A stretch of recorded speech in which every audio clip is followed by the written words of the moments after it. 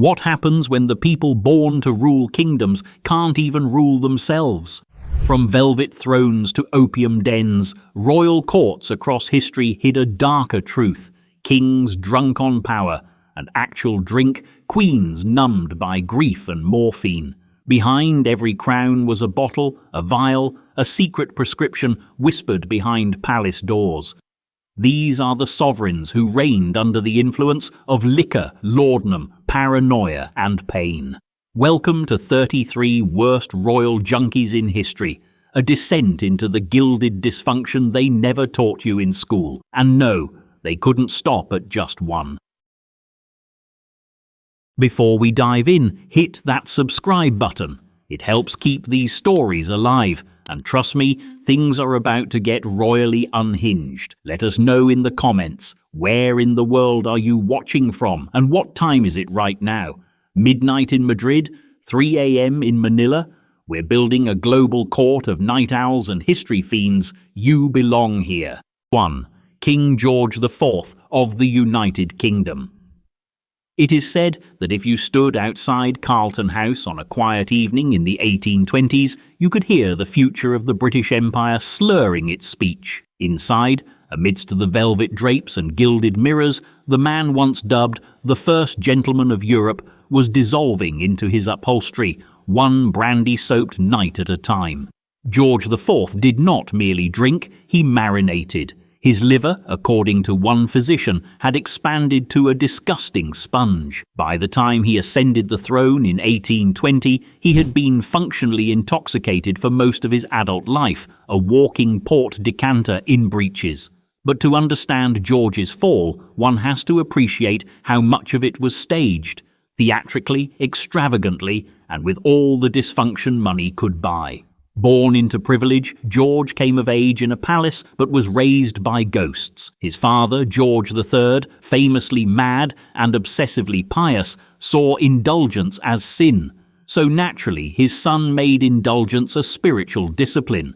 As Prince Regent, George didn't just rebel, he curated decadence. Tailored silk jackets, Chinese porcelain, entire dining tables engineered to disappear into the floor when the brandy came out. It was not enough to escape his father. He had to bury the past under barrels of claret and laudanum. Contemporaries noticed. The Times referred to him as a bloated Narcissus with a goblet for a mirror. He had his own cocktail of choice, a mixture of brandy and laudanum, essentially opium dissolved in alcohol. It worked faster than politics and was less likely to start a war. His typical night, by many accounts, included a starter of champagne, a main course of claret, and then brandy, until the voices stopped. This wasn't just bad behavior, it was self-erasure. George was racked with gout, obesity, paranoia, and likely undiagnosed mental illness. Alcohol dulled the screaming joints, laudanum dulled everything else. He took opiates to sleep, then more to wake. He drifted through parliamentary sessions like a beached whale in a powdered wig. When he did speak, it was in bombast or gibberish. His courtiers developed a system of coded glances to communicate over his babble. No one dared interrupt the king, not even when he stopped making sense. Some historians suggest his addiction was a slow-moving suicide, but let's be careful. There's nothing romantic about decay in ermine. George's body eventually became a monument to collapse. By his late 50s, he could barely walk. He reportedly had to be carried to the toilet, which he used while seated on a custom velvet chair. He ate until he bled. He drank until he hallucinated. He ruled only in the technical sense. Still, what makes George IV more than just a grotesque curiosity is the empire he left behind. His addictions were not isolated. They were embedded in the marble of the institutions he led. The British court learned to function around dysfunction. Ministers wrote legislation in his name while he slept through his own signature. The machinery of power kept humming, even as its pilot mistook laudanum dreams for foreign policy. And then there's this. Despite all his excess, George IV was adored by some. He was elegant, charming, a lover of art and architecture. He redesigned Windsor Castle. He helped shape Regency fashion. He hosted Beethoven. He also, at one point, declared he had fought at Waterloo. He had not. That was the drink talking. But maybe the most unsettling thing about George IV is not that he governed drunk. It's that the system didn't particularly mind. Because if the king could disappear into a golden bottle and the country still ran, what exactly did he ever rule? Of course, that question only gets murkier when the next monarch takes the throne and brings her own secret stash of tinctures to the table. 2. Queen Victoria. The world remembers her as the granite-hearted matriarch of an empire that never set, a widow draped in eternal black, a monarch who presided over railways, revolutions and tea. But Queen Victoria was also a woman who, behind the veils and the portraits, turned quietly and persistently to the warm silence of a drugged fog. Unlike her son Edward or her uncle George, Victoria did not host orgies or pass out mid-council. Her addictions were not theatrical, they were domestic, private. They came in amber bottles with labels like opium tincture, chloroform lozenges, or nerve tonic. 3 drops daily. She was, in a sense, the founding mother of respectable dependency. A woman of upright spine who just happened to float through decades of grief and governance on a laudanum cloud.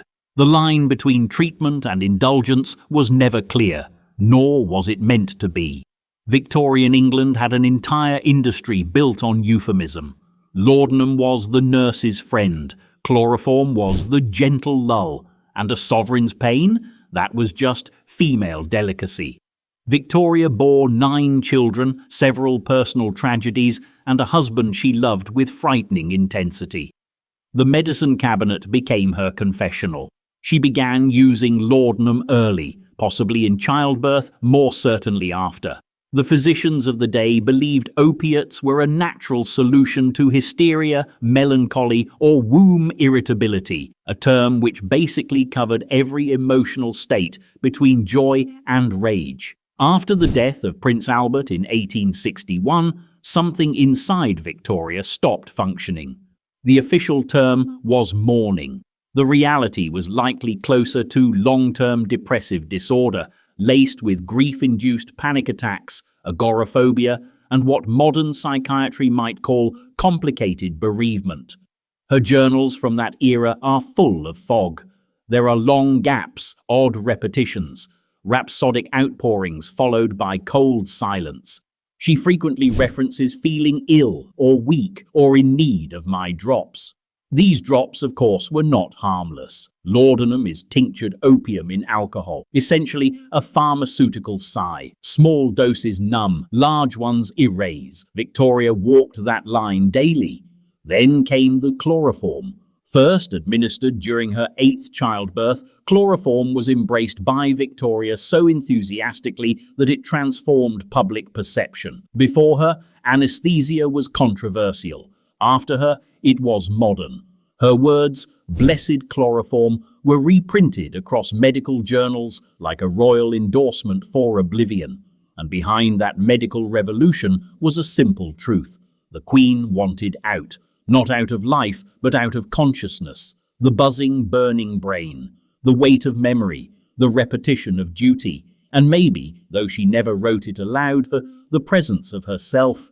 She was not addicted in the gutter sense. She didn't lose her crown or her faculties, but she needed it. There is a difference. Addiction doesn't always announce itself with slurred speech and lost fortunes. Sometimes it wears a mourning brooch and writes impeccable thank you notes. Victoria took her drops, took her throne, and took the British Empire into its most expansive century, all while carefully numbing the sharp edges of existence. And her people loved her for it.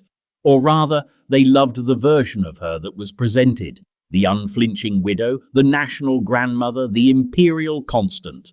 What they didn't see, or chose not to see, was the Queen who cried on the floor at night and reached, not for scripture, but for an opium bottle that promised a few hours of stillness. The irony? The empire she ruled was also increasingly built on opiates, in medicine, in trade, and in war. Victoria dulled her grief with the same substance British ships were flooding into China. But personal or political, public or private, when a sovereign's pain becomes policy, someone else is always left to clean up the mess. And speaking of inherited habits, the next monarch didn't just drink to dull the pain. He drank because the whole world was burning, and he needed something to toast as it turned to ash. If you're still with us after Queen Victoria's laudanum-laced fog, you already know this isn't your average history class. Take a second to subscribe if you haven't yet. It keeps this strange royal rabbit hole going. And while you're at it, drop a comment.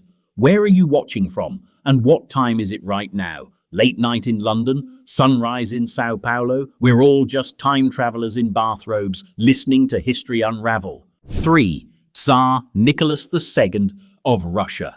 There's a photograph of Tsar Nicholas II taken in 1917, shortly before his abdication. His uniform is crisp, his beard immaculate, his eyes empty. Not the romantic emptiness of a brooding monarch, but the flat vacancy of a man watching the walls collapse around him and deciding quietly to open another bottle of cognac.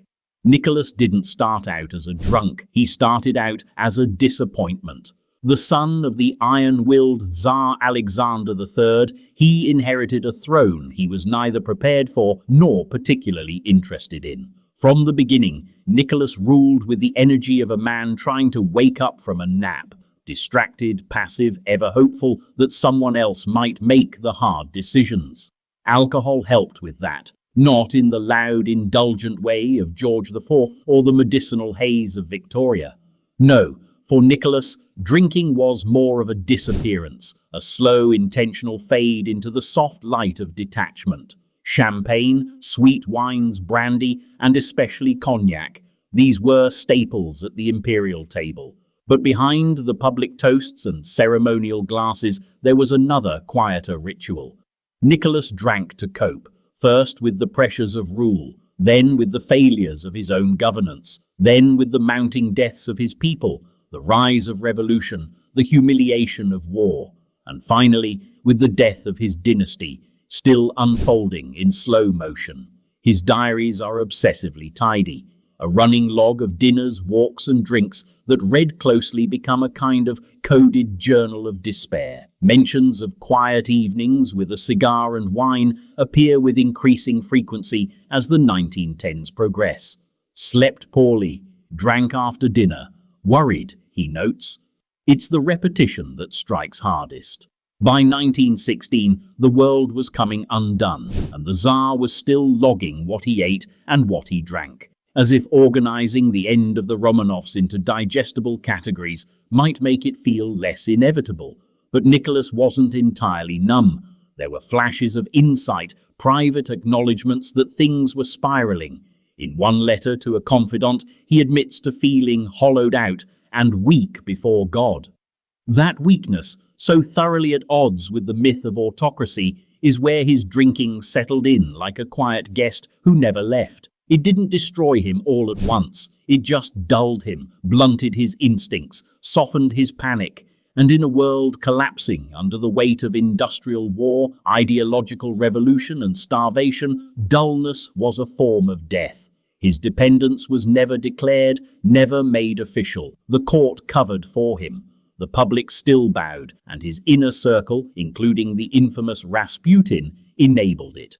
Rasputin, after all, wasn't just a mystic, he was a drinking companion. He brought not only prophecy, but vodka.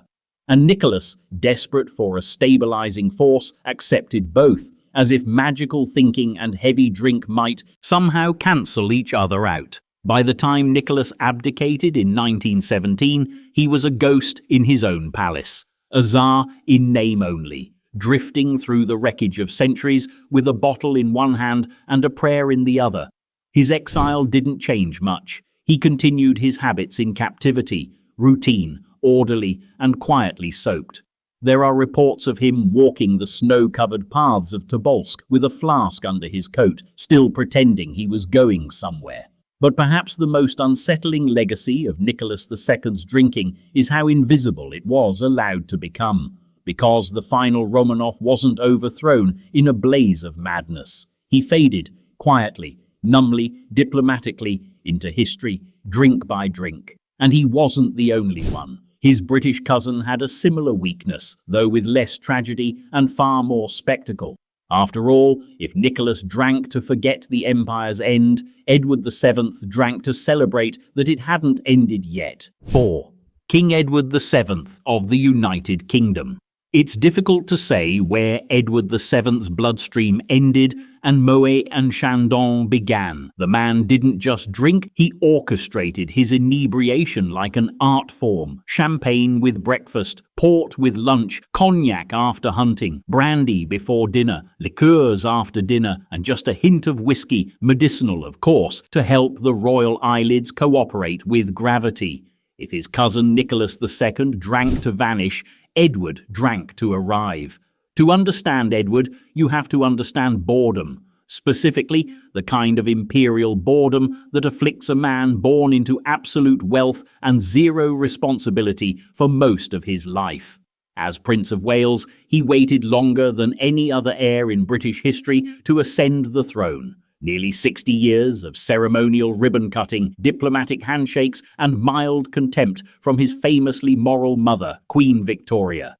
She called him idle, newspapers called him indulgent, but he was simply waiting. And while he waited, he became very, very good at entertaining himself. This entertainment required stamina, and Edward's body, surprisingly, cooperated. For a time, his court became synonymous with decadence, a place where meals lasted 5 hours and every course came with a different wine pairing.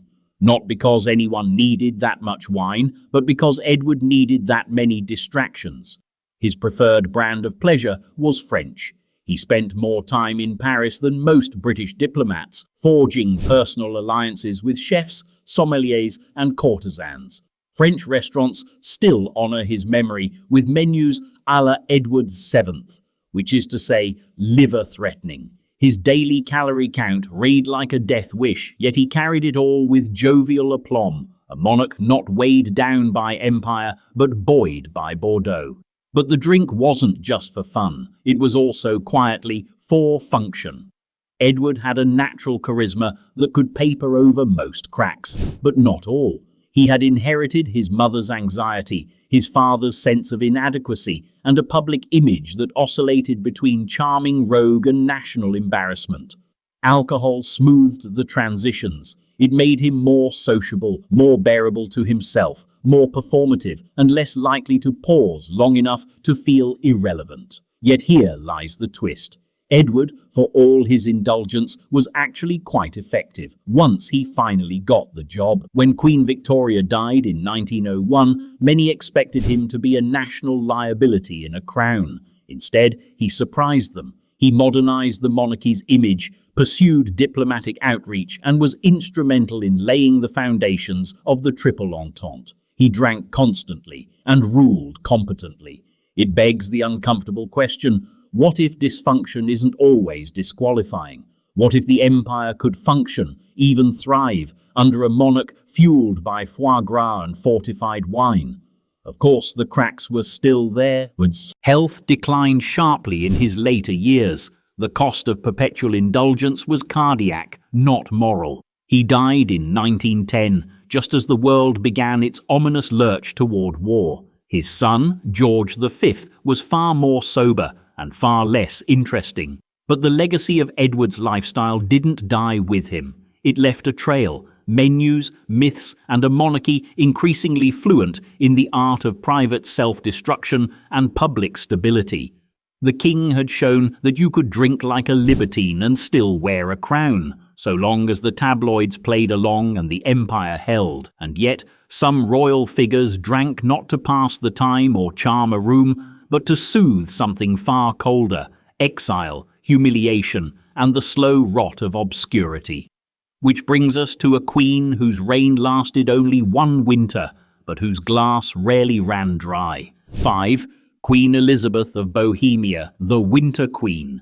History knows her as the Winter Queen, a poetic title for a tragic reign that lasted roughly as long as a frost. But Elizabeth Stuart, daughter of James I of England, sister to Charles I, might more accurately be remembered as a woman who drank to keep her memory from melting.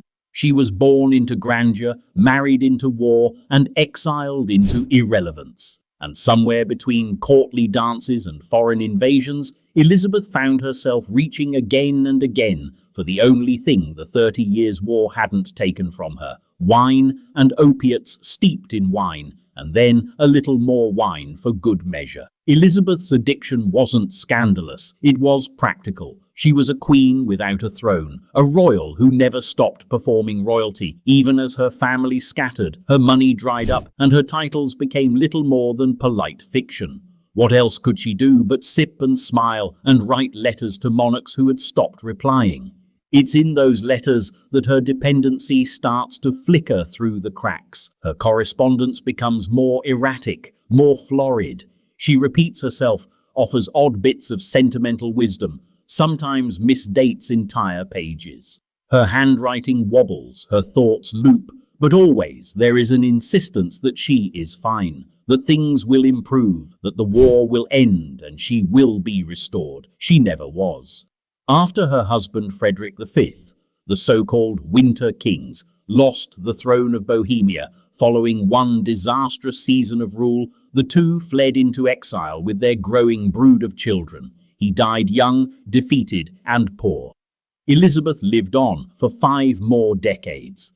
5 decades of letters, mourning, cold European boarding houses, and slow deterioration, dressed in silks that no longer fit. Accounts from her attendants describe a woman both dignified and increasingly detached. She entertained visitors with forced cheer, holding salons where the wine always flowed and the conversation often wandered. Her reliance on tinctured opiates became a whispered truth among courtiers. They were meant for nerves, for female vapors, for the general sense of loss that had settled into her bones. And why not? She had once been raised as the possible heir to 3 crowns. Instead, she spent her later years watching her children and grandchildren marry into foreign courts, some aligning with enemies, others dying before their time.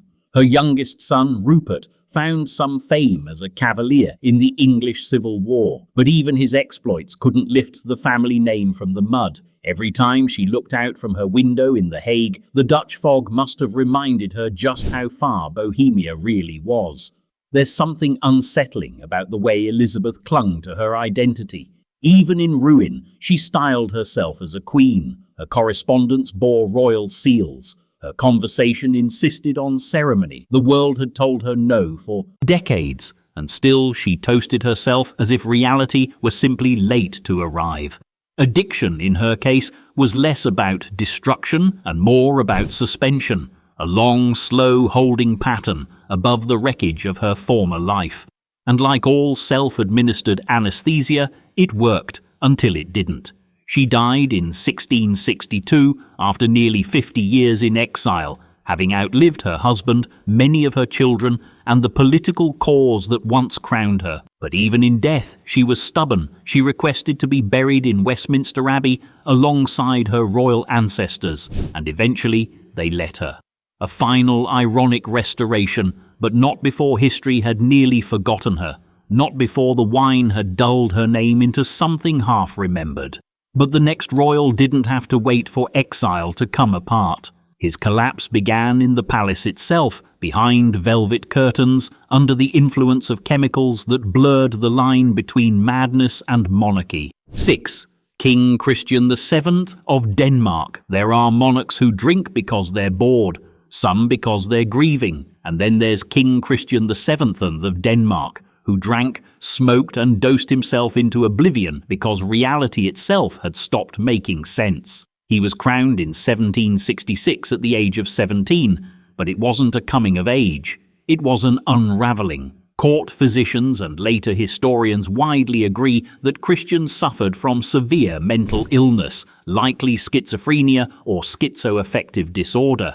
But the 18th century didn't diagnose, it sedated. And in Christian's case, sedation became his lifestyle. He was prescribed a rotating pharmacy of alcohol, laudanum, herbal opiates, and early barbiturates. any mixture that could soften his violent moods and calm the unwholesome fantasies he reportedly described to his attendants. From a young age, Christian displayed erratic behavior, compulsive tics, sudden outbursts, paranoia, and emotional disconnection. Rather than confront the uncomfortable truth that their king was unfit to rule, his advisors simply numbed him into compliance. And Christian was all too willing. By his 20s, he was chemically flattened, wandering the gilded halls of Copenhagen Palace in a medicated daze.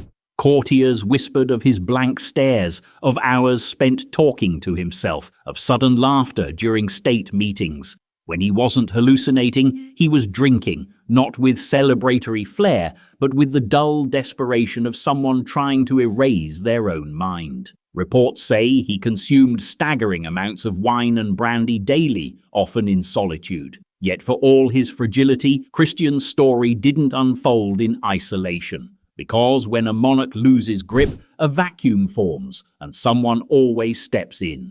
In his case, that someone was Johann Friedrich Struensee, a German physician who initially entered court as Christian's doctor, but rapidly ascended to become his de facto ruler. Struensee saw the king's instability not as a tragedy, but as an opportunity. He prescribed sedatives to Christian with one hand and wrote reformist decrees with the other. Over just 2 years, he introduced more than 1,000 laws in the king's name, abolishing torture, modernizing administration, and terrifying the nobility in the process. The court watched, stunned, as the kingdom was effectively ruled by a doctor, a queen, Caroline Matilda, with whom Struensee had an affair, and a puppet king too drugged to protest. But such arrangements rarely last. In 1772, a palace coup ended the experiment. Struensee was executed, the queen was exiled, and Christian, he simply lingered for another 40 years, alive but absent. Technically king, but functionally forgotten. He remained in royal residences, kept under supervision, medicated, occasionally wheeled out for ceremonies where he was expected to smile and wave but not speak. The palace made no serious effort to restore his authority. The sedation continued, in substance and in symbolism. Denmark chose to rule without a mind on the throne rather than confront what it meant to have crowned a sick boy and then silenced him with tinctures. Christian VII's legacy is as blurry as his reign. He left behind no great speeches, no bold decisions, no iconic wars or reforms, just an empire quietly run by others and a tragic footnote in European history. A boy king turned ghost by the very medicines that were meant to keep him sane. But some royals didn't vanish with such quiet. The next queen still smiled for portraits, still waved from carriages, even as her world narrowed into rooms full of morphine bottles and silent shrinking mirrors. 7. Queen Alexandra of the United Kingdom. She was elegant, regal, and almost mythically adored. Queen Alexandra, consort to Edward VII, and mother to George V, became a symbol of grace in an era otherwise bloated with decadence. Her fashion set trends across Europe. Her photographs hung in homes like family portraits. And yet, behind the pearls and posture, she drifted further and further into a narcotic fog that no one dared name aloud. Alexandra was, by all accounts, a devoted queen and wife, in public. In private, she was a woman suffering from chronic pain, increasing deafness, and a long, slow retreat into silence. By the time she entered her 60s, she was nearly stone deaf from a childhood ear infection that worsened over decades. She masked it well, reading lips with uncanny precision, smiling at jokes she couldn't hear, nodding through parliamentary addresses like she'd caught every word. But the cost of keeping up appearances was staggering. She didn't just fake it, she medicated it. By the early 1900s, Alexandra was regularly using morphine, opium-based tinctures, and other Victorian-era sedatives. Initially, they were prescribed for pain, physical and emotional. The chronic ear problems were debilitating, but equally painful, perhaps, was the steady withdrawal of attention. Her husband was a serial philanderer. Her son grew into a cold and distant king, and the royal court, once her stage, slowly evolved into a place where she no longer quite belonged. Doctors of the time weren't subtle. The default prescription for any upper-class woman suffering from nervous strain, female complaints, or what they diplomatically called a grief of the nerves, was morphine. It was offered as casually as tea, and Alexandra, always the good patient, took her doses without complaint. As the years wore on, her use became dependency. She grew frailer, thinner.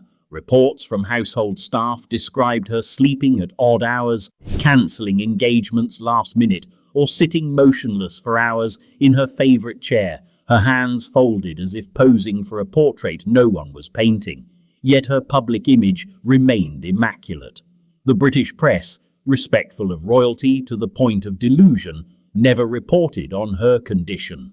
To the outside world, she was still the Queen Mother, still beloved, still gracefully aloof. And that's the unsettling part.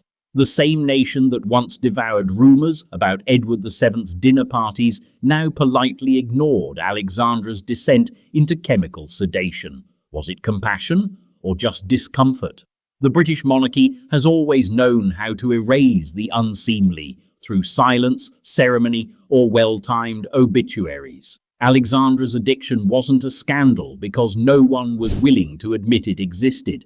When she died in 1925, tributes poured in. The nation mourns a second mother, one headline read. And perhaps it was true, but Alexandra's real story, the quiet pain, the pills, the withdrawal from a world she could no longer hear, was buried long before her body ever was. And yet, she wasn't alone in her quiet exile.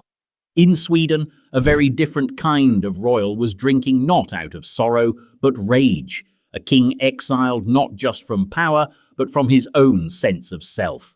8. King Gustav IV, Adolf of Sweden.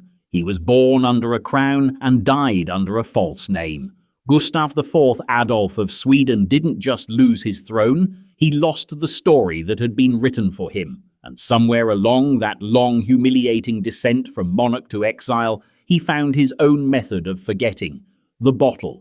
When Gustav came to power in 1792, he inherited a kingdom caught between war-shifting alliances and the aftershocks of the French Revolution. His response was idealistic to the point of delusion. A devout conservative, Gustav positioned himself as a holy warrior against Napoleon, refusing to make peace even when every strategic map said otherwise. He believed his mission was sacred. The problem was, no one else did. By 1809, he was overthrown in a bloodless coup, not by enemies but by his own court. The military had lost faith, the nobles were exhausted, and the people had had enough of piety over pragmatism. Gustav abdicated under pressure and was promptly exiled. And here is where the story turns from political to personal, because what followed was not a noble retirement or quiet dignity.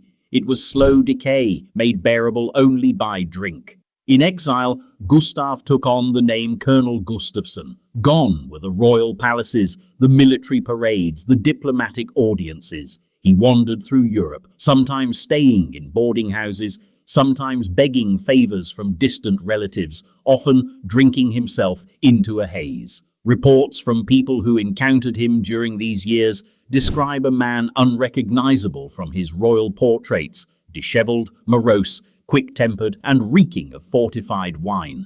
Alcohol became his anchor and his eraser. In it, he could dissolve not only his shame, but also his memories. Because, unlike other deposed monarchs who clung to the illusion of return, Gustav seemed to accept grimly that he was never going home.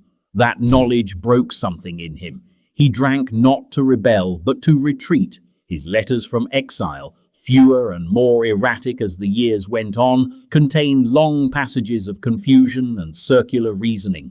He fixated on imagined slights, on divine punishment, on redemption that never came. His health deteriorated quickly. His moods were volatile. Servants came and went. Few stayed long. It was, in every sense, a royal tragedy, but a quiet one, away from cameras, scandals, or fanfare. He died in 1837, alone in Switzerland, buried under a pseudonym. No state funeral, no royal procession, just a forgotten king with a bottle-shaped hole in his legacy. And still, Gustav's story wasn't entirely unique. In fact, it was starting to look like a pattern. Royals born into power who couldn't survive without it, and who turned to drink as both protest and anesthesia. But some kings didn't need exile to unravel. They brought the excess with them into every room, every feast, every dawn. Take one Henry VIII, a man who treated his body like a battlefield and his goblet like a weapon. 9. King Henry VIII of England. When it came to appetites, King Henry VIII never believed in moderation. His hunger for power, for legacy, for admiration, for wives, and yes, for food and drink consumed not just his court, but his very body. Most people remember him for the marital carnage and theological upheaval. Fewer dwell on the fact that Henry drank almost constantly, using wine as his hydration and ale as his breakfast juice. It wasn't scandalous in his time, it was cultural. 16th century England didn't trust water. Rivers doubled as latrines, and aqueducts were full of God knows what. Wine, ale, mead, and small beer weren't just for merriment, they were survival tools. Even children drank weak ale. But where the average Tudor subject consumed out of necessity, Henry turned it into ritual. He began his days with ale accompanied by roasted meats and spiced bread. As the sun climbed, so did the strength of his drink. Midday feasts involved flagons of Bordeaux and tankards of sack, a fortified white wine. By evening, the goblets were full of spiced claret, and the king, often groaning from a leg ulcer or gout flare, was pressing physicians for stronger cordials to stimulate the humours. These were often infused with herbs, opium, and more alcohol. This wasn't indulgence, it was policy. Henry drank as he ruled, expansively, erratically, and with absolute conviction. His court followed suit, knowing that to toast without enthusiasm was to risk disfavour. Records show that the royal cellar housed over 600,000 gallons of wine across his reign. Guests to Hampton Court were served according to rank. The higher your title, the stronger your pour. Naturally, Henry's was the strongest of all, but the drink served another function, subtler and more revealing. It dulled things. Pain, for one. By his 40s, Henry's health was collapsing. His once athletic frame ballooned into obesity. He suffered from migraines, insomnia, ulcers, joint pain, and the slow rot of diabetes. Physicians could do little but offer poultices and potions, most of which were just alcohol wearing a medical disguise. Then there was the deeper pain, paranoia, disappointment, legacy anxiety. Henry had broken from Rome to create a New England, and yet he remained haunted by the absence of sons, the instability of his marriages, and the creeping suspicion that he might be remembered more for his appetites than his achievements. Alcohol made it easier to sleep, or at least to stop thinking. He was not considered a drunk by his contemporaries, but he was unmistakably dependent. Not slurring or staggering, just always with a goblet, always sipping, always a little removed from the sharp edges of reality. His moods were unpredictable, his decisions more volatile after long banquets, his speeches increasingly rambling. Court chroniclers learned to distinguish between early-day Henry and late feast Henry. When he died in 1547, the empire he'd built was splintered, unsure of its future. The man himself had become a kind of immovable force, swollen, pained, and in the end, entirely human beneath the armour. But if Henry drank to dull a crumbling body, the next royal drank to numb a restless spirit, one whose beauty, loneliness, and obsession with control led her not to the goblet alone, but to an entire chemist's cabinet of dreams. 10. Empress Elizabeth of Austria, Sisi. She was a legend in her own lifetime, the tragic beauty of the Habsburg court, the restless soul trapped in brocade and gold. Empress Elizabeth of Austria, known to the world as Sisi, seemed to exist outside the rules of monarchy and womanhood alike. She travelled compulsively, fasted obsessively, and avoided court life with the precision of a seasoned escape artist. But beneath the iconic waistline and cascade of chestnut hair was a woman who relied increasingly on drugs and alcohol to steady her nerves, soothe her sorrows, and stay one step ahead of herself. From her earliest days at the Viennese court, Cece chafed against the suffocating rituals of imperial life. She was a Bavarian duchess by birth, outdoorsy, unfiltered, allergic to politics, and she never adapted to the cold formality of the Habsburg palace. Her mother-in-law, the iron-fisted Archduchess Sophie, tried to turn her into a proper empress. Cece, in response, turned to tonics. First came the beauty elixirs. These were expensive cosmetic concoctions, laced with alcohol, ether, and even cocaine derivatives, all perfectly legal and enthusiastically marketed to women seeking eternal youth. Cece, obsessed with her appearance, drank these mixtures religiously. But they weren't just vanity drinks. They calmed her nerves, suppressed her appetite, and gave her the energy to endure long stretches of ceremonial duty without breaking. Later, as her mental health declined and her wanderlust intensified, Cece expanded her pharmacological toolkit. Morphine, laudanum, chloroform drops, all prescribed in doses that blurred the line between relief and retreat. She described herself as perpetually anxious, unable to sleep, incapable of silence. Letters from her physicians and attendants suggest that she rarely faced a day unmedicated. Alcohol, too, played its part, not in benders or royal feasts, but in the quiet hours. Champagne for her nerves, wine with her herbal sleeping draughts. Like so many aristocrats of her era, she masked her dependency as refinement. A flute of Veuve Clicquot with breakfast didn't raise eyebrows when the woman drinking it was an empress. And yet, Cece was never quite at peace. Her life was marked by intense grief, the death of her daughter, the suicide of her son, and a marriage that became increasingly ceremonial. Her body remained a battlefield. She starved herself to maintain her impossibly narrow waist. She subjected herself to punishing beauty routines, including hours of hair brushing and ice baths. The drugs and alcohol allowed her to maintain the performance, to appear ethereal and untouchable. But they also isolated her. She spent more time in hotel rooms than palaces, more time writing melancholic poetry than giving royal speeches. Her addiction wasn't explosive, it was slow and sorrowful, a quiet descent into chemical solitude. She was a ghost in her own lifetime, mourned even as she still walked the halls of her empire. And though her end came violently, her drift into chemical detachment had started long before. She didn't vanish all at once. She faded through powders, potions, and crystal flutes. The next king, however, didn't fade quietly. He built a world of fantasy around himself, then drowned in the very illusions meant to protect him. 11. King Ludwig II of Bavaria. They called him the Swan King, a monarch who built castles that looked like dreams and lived in one that felt like a nightmare.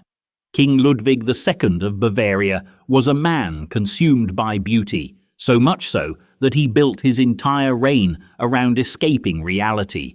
But when imagination becomes habit and isolation becomes identity, the line between artist and addict blurs into something tragic. Ludwig's addictions weren't limited to substances, they were to fantasy itself, yet in his final years, the substances caught up. Chloroform, sedatives, and the sweet, suffocating numbness of chemical calm. He was crowned in 1864 at the age of 18, shy, romantic, almost allergic to the mechanics of governance. Where other rulers saw ministers and armies, Ludwig saw landscapes and orchestras. He idolized Richard Wagner, sponsoring the composer to the brink of financial ruin and scandal. Bavaria's parliament wanted a leader. They got a dreamer. At first, the eccentricity was charming. Ludwig rode alone through mountain forests at night, speaking to the moon as if it were his equal. He commissioned grand palaces that would one day become postcards. Neuschwanstein, Linderhof, Herrenchiemsee. each an increasingly elaborate monument to his refusal to live in the world as it was. But behind the fairy tale architecture and candlelit solitude, the king's mind began to crack. Physicians of the court noted bouts of paranoia, insomnia, and melancholic delirium.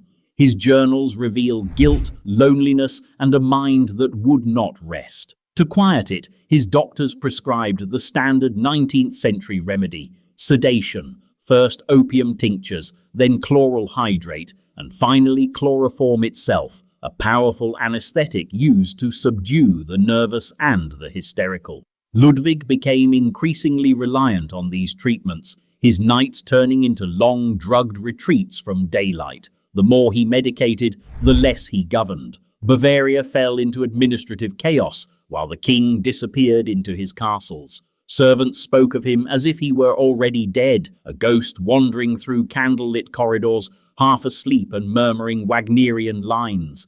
Ministers worried, then panicked. When the bills for his architectural fantasies piled up, they moved to have him declared insane. In June 1886, doctors arrived at Neuschwanstein with papers of deposition.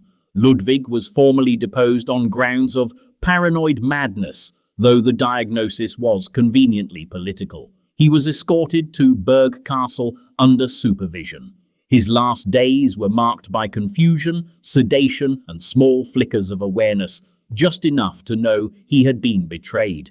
Then came the mystery. One evening, Ludwig was found dead in Lake Starnberg alongside his physician. The official report claimed drowning.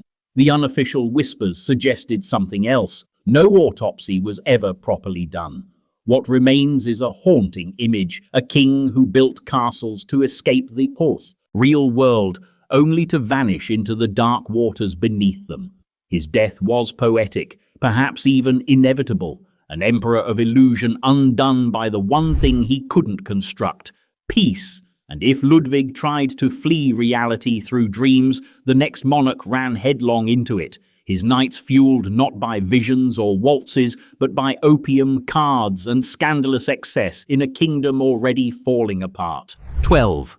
King Farouk Wang of Egypt. There are monarchs who try to rule history, and there are monarchs who become cautionary tales within it. King Farouk I of Egypt belonged squarely to the latter.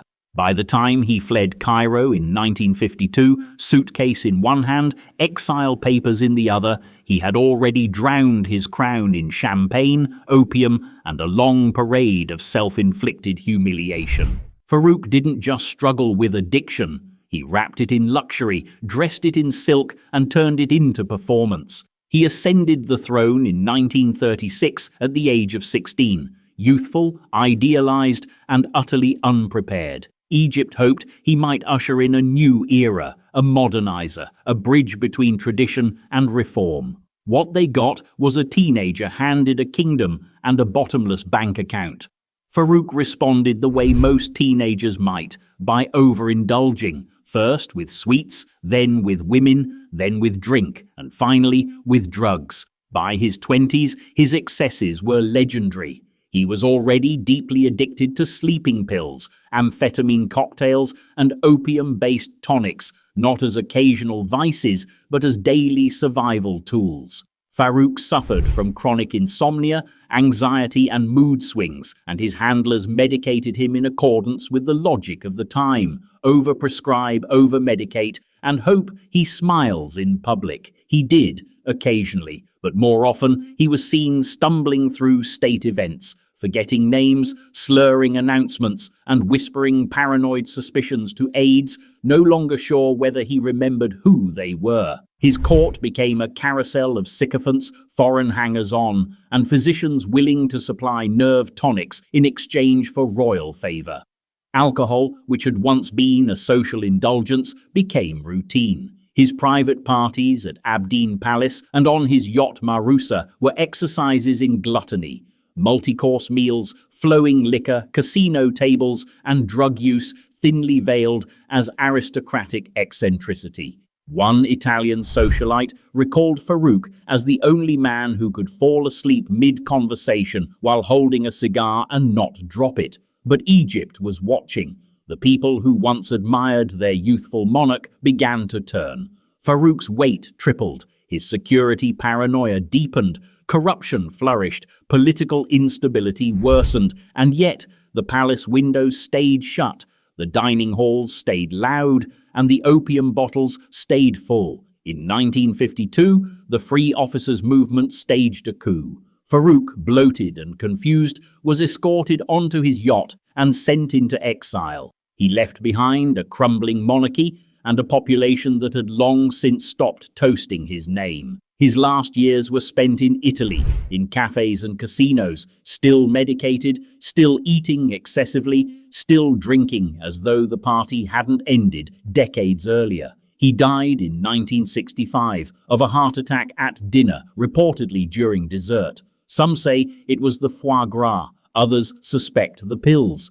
But the truth is, Farouk died the way he had ruled, overindulged, overmedicated, and overlooked. But while Farouk's descent was theatrical, the next monarch's intoxication was quieter.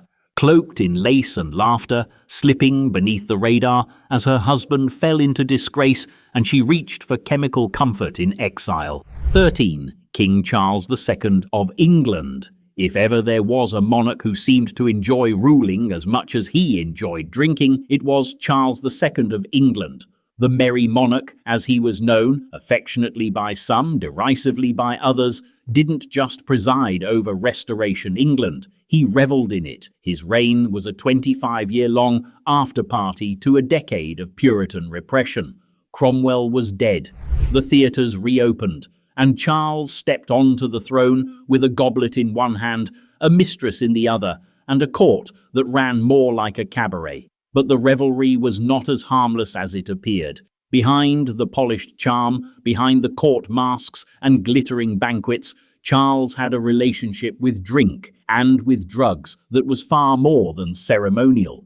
He used them to keep pace with his own persona, to keep the energy going, to keep the throne festive even when the kingdom around him teetered on instability. Charles returned from exile in 1660 with a continental flair and a taste for the French approach to living well, which meant, above all else, living soft. Wine was a staple, strong cordials and herbal liqueurs were health aids, and if something stronger was required to stay alert during long nights of performance, political or otherwise, opium-based tonics could be conveniently labelled as restoratives. The line between medicinal and recreational was never enforced in Restoration England. Charles's physicians were instructed to keep him upright and energized, even if that meant flooding his system with all manner of chemical concoctions. Some of these were mixed by the king himself. He had a passion for alchemy and dabbling in early chemistry, which is to say, he experimented with various elixirs of uncertain origin, combining alcohol with powdered herbs, minerals, and narcotics under the guise of royal science. The court reflected his habits.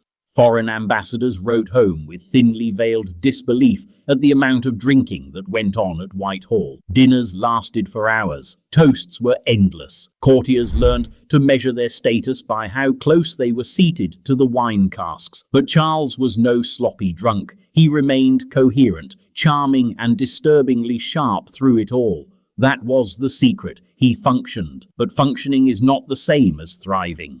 By the mid-1670s, Charles was exhausted. His nights grew longer, his attention shorter. Reports describe a man who would retreat from council meetings only to emerge hours later with pupils dilated and speech sped up, offering sudden bursts of energy followed by lethargy.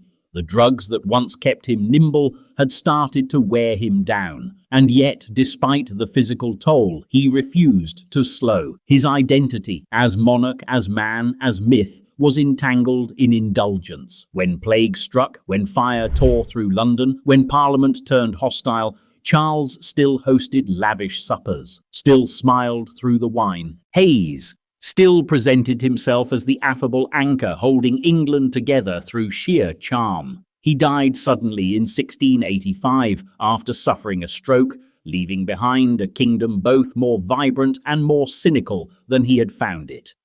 On his deathbed, he famously apologized for taking such a long time to die. It was perhaps his last joke, or his final admission that the party had gone on longer than it should have. But where Charles masked crisis in comedy, the next king on our list faced it with brooding silence, drinking not to entertain a court, but to forget the weight of an empire slipping through his fingers. 14. Queen Caroline of Brunswick. If royal history had a tragicomic genre, Queen Caroline of Brunswick would be its headlining act. She was loud when expected to be quiet, defiant when demanded to be docile, and eventually intoxicated when the silence of exile became too heavy to bear. Her life was a cascade of embarrassments, injustices, and palace whispers, and her descent into alcohol was not so much scandalous as it was inevitable. Caroline married her first cousin, George IV, then Prince of Wales, in what might be one of history's most mutually regrettable unions. He despised her from the moment she arrived in England. She found him bloated, petulant, and frequently drunk. He found her unfashionable, unpolished, and baikiki, in his own words, unbearable. On their wedding night, he reportedly drank himself unconscious. The marriage produced a single child, and then collapsed entirely. What followed was not a quiet royal separation, but a public circus. George lavished mistresses with gifts and attention while attempting unsuccessfully to erase Caroline from public life. She, in turn, gave the British press something far more thrilling than statecraft, a jilted queen who refused to disappear. And yet the exile did come. Caroline left England, roaming through Europe in a kind of self-imposed scandal-tinged tour of courts and villas, pursued not by admirers, but by spies and rumours. It was during this exile that alcohol became a fixture in her life. Sources from the time describe her erratic behaviour in increasingly consistent terms: loud, dishevelled, emotionally volatile, and often visibly drunk. Servants recounted episodes of weeping at odd hours, talking to herself in half-English, half-German fragments, and offering guests generous pours of wine at breakfast. There are stories, some embellished, others disturbingly plausible, of her appearing barefoot at dinner parties or singing folk songs long after everyone else had gone to bed. It wasn't that she drank because she didn't care, it was that she cared too much and had nowhere to place it. Her daughter, Princess Charlotte, died young. Her husband tried to divorce her publicly through Parliament. The British elite mocked her relentlessly, and yet, through it all, she refused to vanish. Alcohol, in her case, was both shield and sword. It dulled the heartbreak and gave her the boldness to continue performing the role of queen, long after the title had been stripped of meaning. In 1820, when George IV finally became king, Caroline returned to England to claim her place as queen consort, or at least to provoke a reckoning. What she received instead was a spectacle, blocked from the coronation, booed in the House of Lords, and subjected to a humiliating trial alleging adultery and moral indecency. The outcome was inconclusive, but her reputation and health never recovered.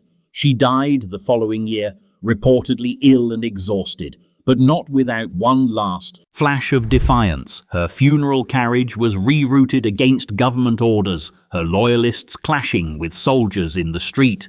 Caroline was a woman undone by a crown she never truly wore, but whose story refused to be footnoted. And just like her, the next monarch drank not to escape disgrace, but to survive the slow collapse of an empire he was sworn to defend. 15.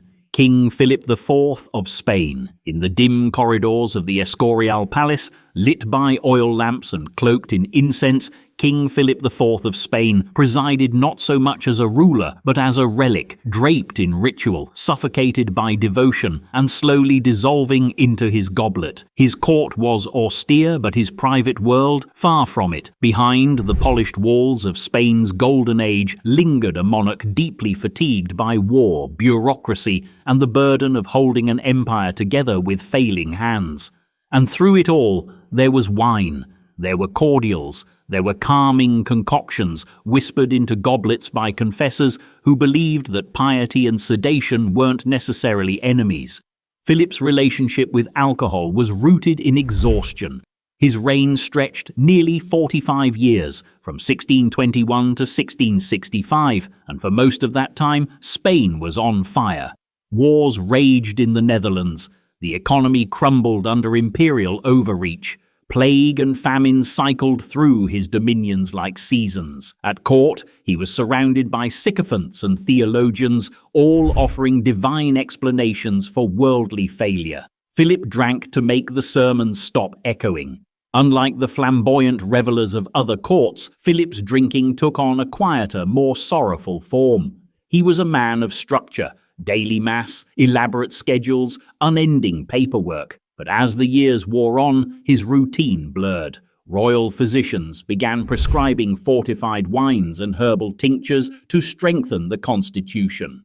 These weren't harmless tonics. Many were infused with alcohol, sedative herbs, and early opiate derivatives meant to soften the melancholic spirit and help sleep find its way past guilt.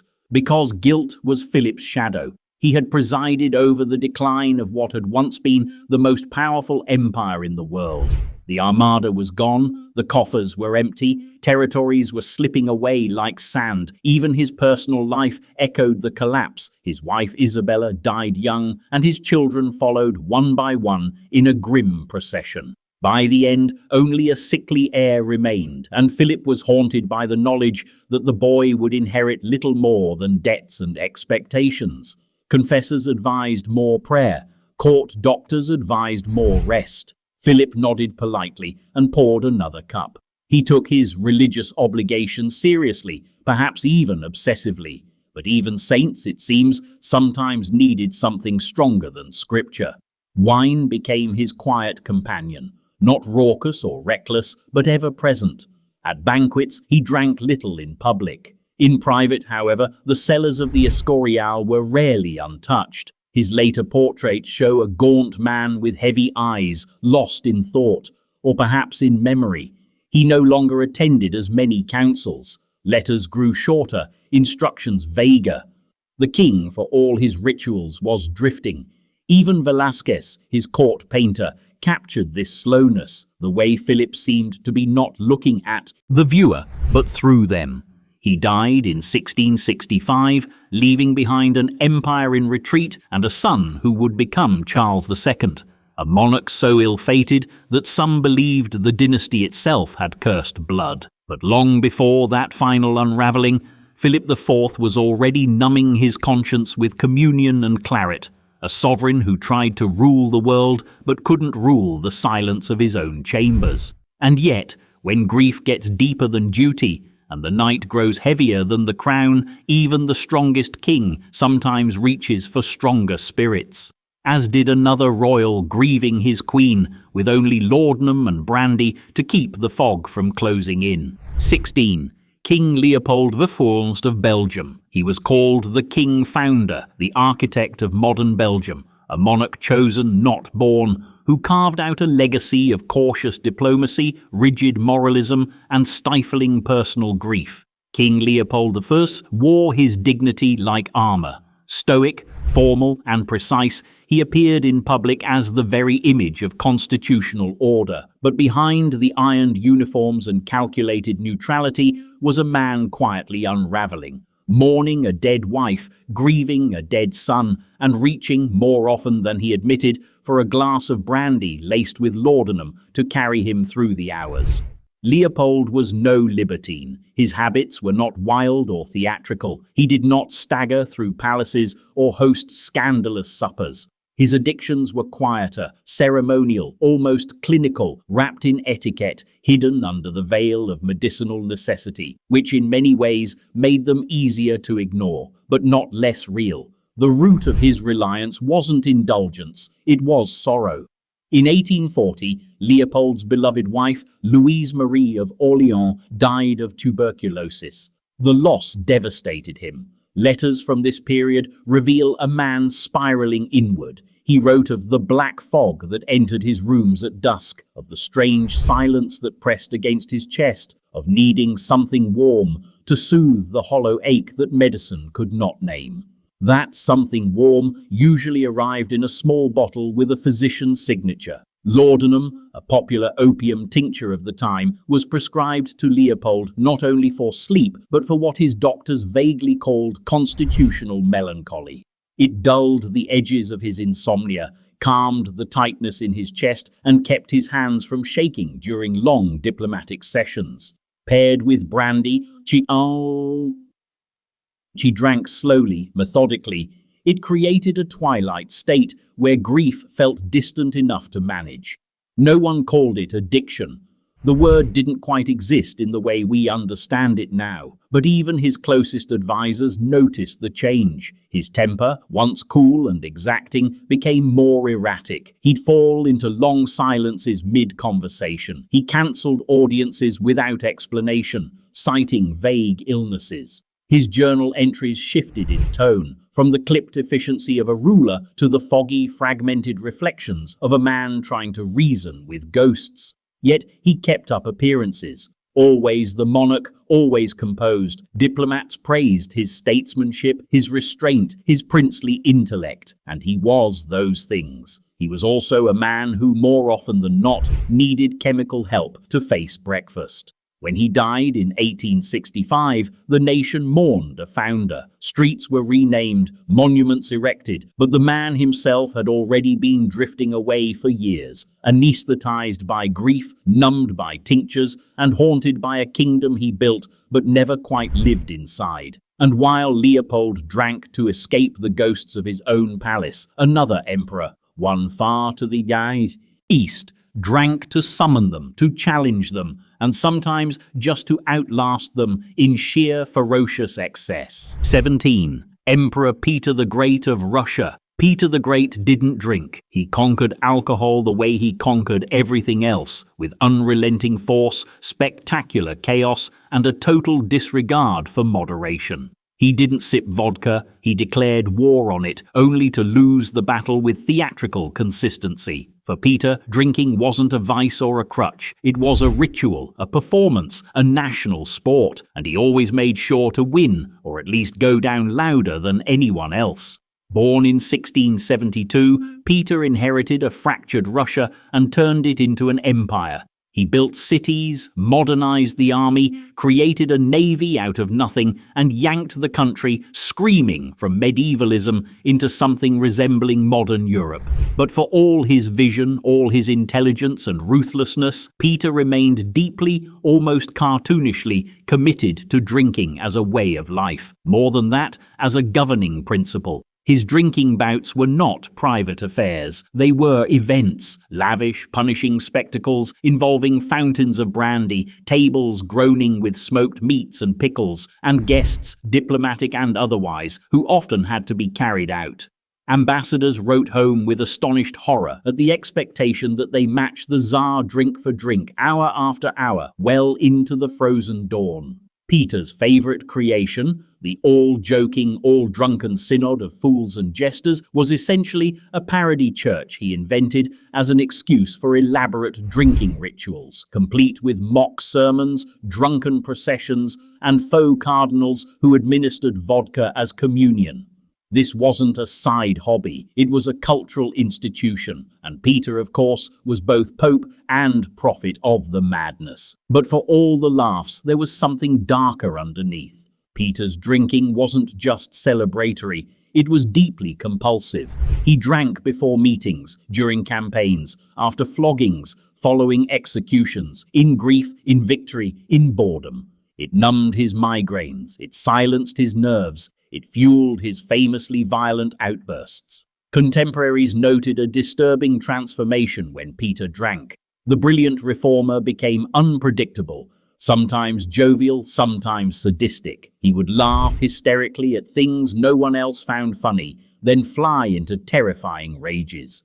He once forced a man to drink himself to death as punishment, then toasted the corpse. Another time, he had courtiers baptized in barrels of wine until they vomited, passed out, or both. And the drinking took a toll. By his later years, Peter's health was deteriorating.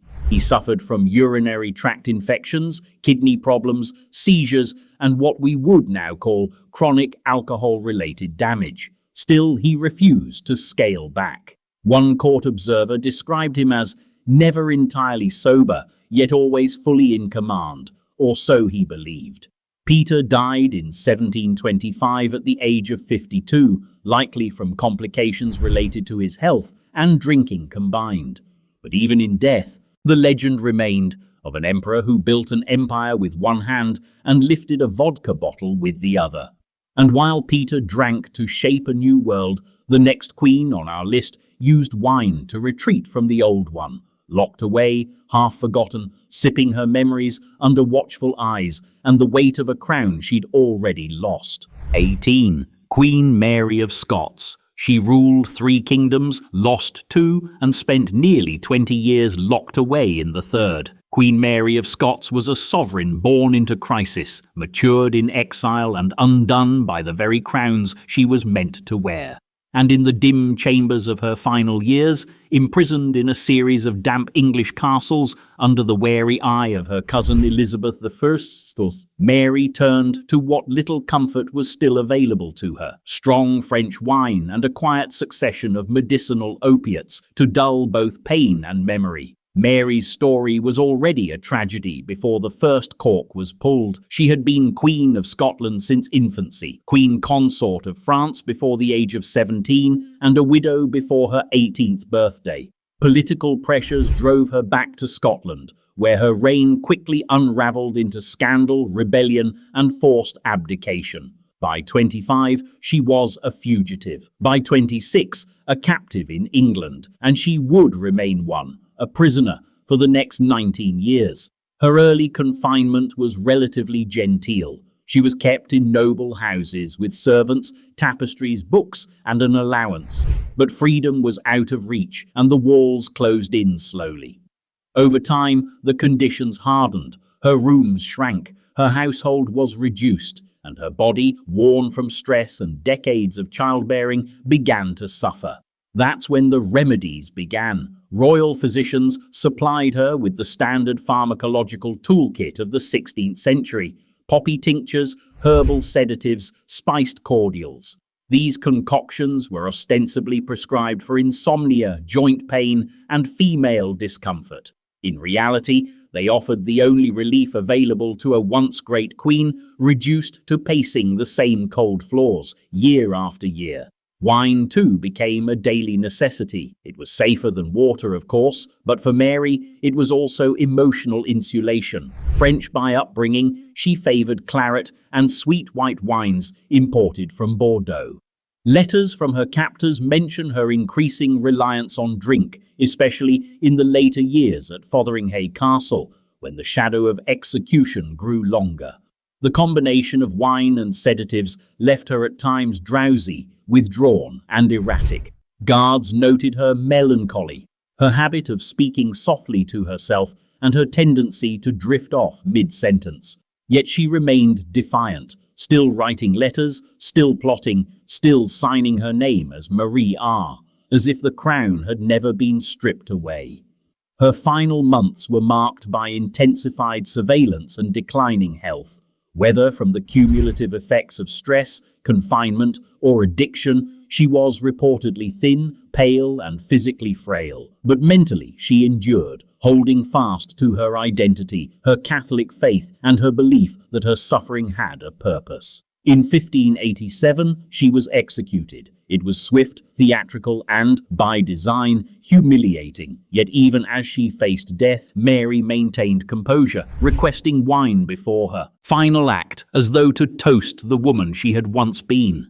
And if Mary drank to soften a fading world, the next king embraced opiates not as escape, but as prescription. A ruler treated into dysfunction, whose own mind was blurred by the very drugs meant to keep him sane. 19. King Frederick William IV of Prussia, known in his youth as the Romantic on the throne, King Frederick William IV of Prussia was a ruler who dreamed in Gothic cathedrals, sketched palaces in his diary margins, and quoted poetry in state letters. But by the end of his life, those dreams had dissolved into fog. His mind unraveled slowly, then all at once, and the doctors, as they often did in the 19th century, turned to the nearest chemical solution. First opium, then morphine, then more of both, until the king himself became more tranquilized than sovereign. Frederick William came to the throne in 1840 with grand artistic visions and a deeply religious soul. He was intellectually gifted, idealistic, and temperamentally unsuited for the age of revolutions. He preferred frescoes to firearms, sacred architecture to statecraft, and long walks in silence to parliamentary debate. But the world outside didn't care for poetry. In 1848, revolutions erupted across Europe, and Frederick William was forced into action. He fumbled, first offering concessions, then rescinding them, then offering crowns and refusing others. His vacillation cost him credibility. The Liberals didn't trust him. The Conservatives barely tolerated him, and he, caught between worlds, began to crack. The pressure exposed a pre-existing fragility. Insomnia set in, headaches became constant. Panic attacks, described in his letters as divine torment, began to surface in the early 1850s. Enter the doctors, and with them, the bottles. Opium, prescribed for both sleep and emotional agitation, became a staple of the king's daily life. Initially administered in tincture form, it soon escalated to morphine injections, a newer and more potent alternative. The drugs dulled the anxiety, but they also dulled everything else. His speech grew slower, his moods turned unpredictable. He would wander the halls of Sanssouci Palace at odd hours, reciting prayers or standing in silence, unable to explain why he had come or what he was thinking. By 1858, Frederick William was declared mentally unfit to rule. A regency was established under his brother, the future Wilhelm I, and the romantic king faded into the wallpaper. He was not deposed exactly, just gently put aside, still king in title, but no longer in charge of anything except his own disintegrating mind. In his final years, he was kept under soft supervision, surrounded by religious texts, fading sketches, and the persistent whisper of morphine. Occasionally he would rally, delivering grand, disconnected monologues about cathedrals or divine right, before slipping back into silence. He died in 1861, a decade after his mind had already left the throne. Frederick William's reign began with stained glass and ended in blurred vision. His addiction wasn't rebellion, it wasn't decadence, it was medical, quiet, and tragic, the kind that creeps in through the hands of people trying to help. But the next royal on our list was less forgotten, and far more infamous. A prince who traded royal etiquette for scandal, morphine, and public disgrace, until even his own empire tried to write him out of the picture. 20. Archduke Ludwig Victor of Austria. In the long, buttoned-up corridors of the Austro-Hungarian Empire, few caused more raised eyebrows or rolled eyes than Archduke Ludwig Victor. The youngest brother of Emperor Franz Joseph, Ludwig Victor was not destined for a throne, but for ornamentation, a minor royal with a grand title and no clear function. And like many ornamental things, he cracked under the weight of being looked at without being listened to. While most royals concealed their vices under layers of courtly performance, Ludwig Victor became infamous for his flamboyant disregard. He was a man who drifted through society salons and scandal sheets in equal measure, indulging not just in luxury, but in public displays of it. Vienna's elites knew him as eccentric. The imperial court knew him as a problem. And increasingly he became known and avoided for his escalating dependency on alcohol and morphine. At first, it was written off as harmless decadence. Ludwig Victor had always been a peacock among soldiers. He wore bright colours, threw elaborate parties, and collected art and admirers in large numbers. He was considered too unserious for politics, too delicate for the military, and too unpredictable for diplomatic work. So he was politely sidelined, No titles, no offices, just a generous allowance and an unspoken request to stay out of the way. That request went unanswered. By his 40s, Ludwig Victor had become a public embarrassment to the Habsburg dynasty. Rumors swirled of drunken episodes in Vienna theaters, impromptu performances at private clubs, and increasingly bizarre behavior at social events. But what disturbed the court more than the theater was the medicine. He had begun using morphine regularly, at first for nerves, then for migraines, and eventually for what attendants described as long spells of aimless agitation. Physicians attempted to manage the problem discreetly. Morphine was still considered a medical solution, not a social threat. But Ludwig Victor's usage didn't stay private. He carried vials with him, administered injections in front of staff, and joked about his elixirs in polite company. The combination of heavy alcohol use and morphine left him visibly altered, erratic in speech, unpredictable in mood, and at times unrecognizable from the spirited young man who once danced through Vienna's winter balls.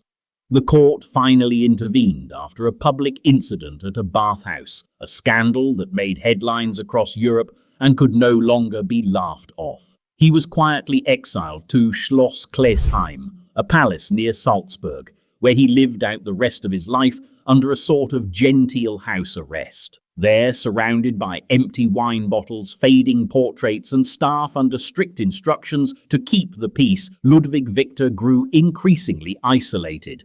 Letters from this period reveal slurred handwriting, erratic thoughts, and a growing sense of bitterness toward a family and a world that had moved on without him. He died in 1919, mostly forgotten, overshadowed by the collapse of the empire his brother had tried to hold together. Ludwig Victor wasn't mourned as a statesman or a patriot. He was remembered, if at all, as the royal who wouldn't behave, a cautionary footnote in the long, tragic novel of Habsburg decline. But the next monarch didn't fall amid velvet and scandal.